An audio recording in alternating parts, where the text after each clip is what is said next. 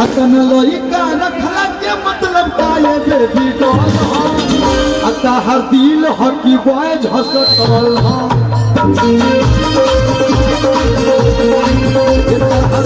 हकी बॉयज हसतल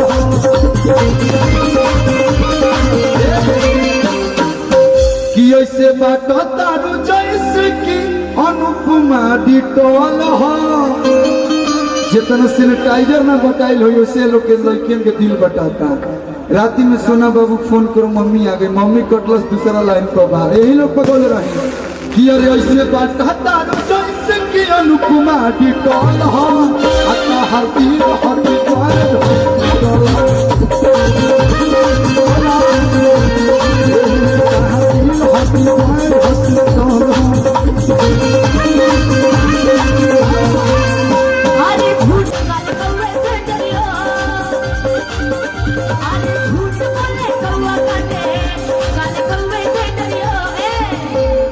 मैं तुमको ही बताऊंगी तुम देख रही हो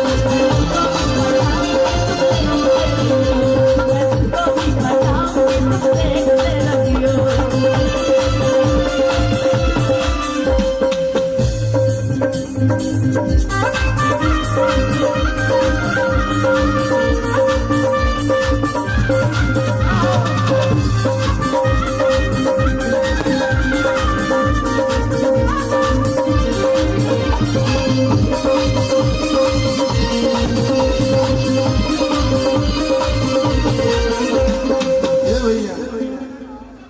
मतलब हमारा के तू बदनाम कह दियालू, हमारा के लोगन के बीच में ही कह दियालू। बताओ इतना दिन से इहो के घर नहीं पड़े गोरखपुर बस्ती में आपका घर पर मतलब इधर है आपका घर है ना? बबनान मेरा ननिहाल है, गोरखपुर मेरा घर है, बस्ती में दादी रहती है, सब नईने पे है। और क्यों चाची मामी अयोध्या नहीं सब घर पे रहते हैं। कौन बिहार में क्यों का रिश्ता नहीं कहता? नहीं मतलब मैं नहीं बिहार में नहीं, ये भी तो यूपी का ही है। कौन मैं? बनारस का। हाँ बनारस का। एक बात कह ए राजा हम के बनारस घुमाए दा ए रनिया चलो हम बसती घुमाई दी हाथी घाट वाला चल के चाय पियाई दो अरे अयोध्या में तो के हम जिलेबी खिला ए राजा हम के तू बस्ती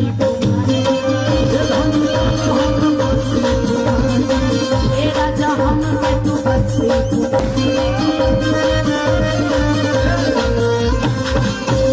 भटकाओ मत हमारे को मुद्दा भैया क्या मुद्दा? कहिए लोग बोलावत रियाज बोल दिनो कि अरे ताकी ढेर भइल भैया बुर्बक बनाओ तरी माइक में बोलाओ तरी ऐसे काम ना चले। हमको आपको बुर्बक बनाए अरे ताकी ढेर भइल कि अरे बोला मिला कब फूल झारी। देखिए हम प्यार मोहब्बत भी करते तो बड़ी कुछ लेवल में करते हैं कि तुम बोला हो अरे बोला हो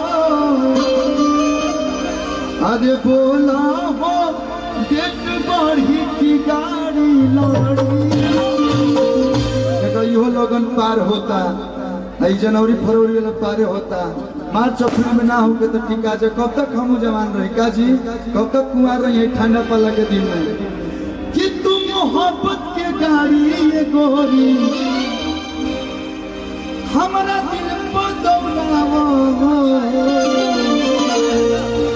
प्यार के पेट्रोल मोहब्बत के मोबिल मिला के चलावा